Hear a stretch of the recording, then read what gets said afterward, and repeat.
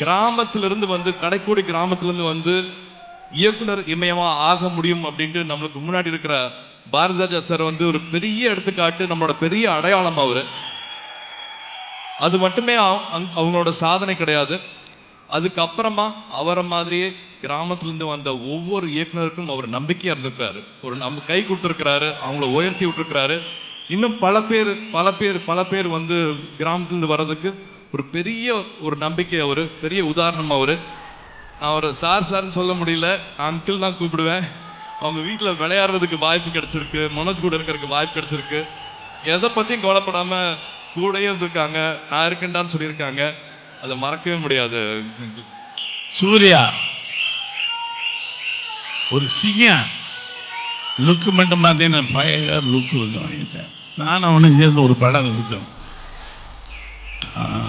மணிரத்னம் படம் நினைக்கிறேன் இல்லையா? அதில் ஒரு சீனில் அவனை எப்படியாவது அனுப்பிச்சி விட்டுருவான், ஃபாரின்ல கேட்டுருப்பான். அவன் அப்படி கண்ணிலே பேசுவான், அவன் நீ போக மாட்டேன்.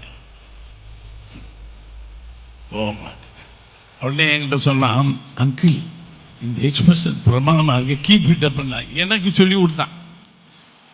என்னடா டேய்,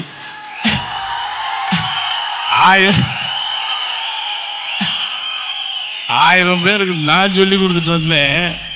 uncle you keep it like this. ஐயோ இன்னும் கற்றுக்க வேண்டியது நிறையா இருக்கு போல் இருக்குன்னு பயந்துட்டேன். Such a great wonderful artist.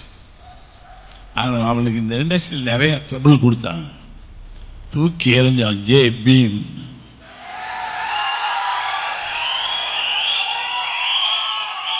நான் சொன்னேன், உனக்கு எது வந்தாலும் பின்னாடி நான் நிப்பேன்.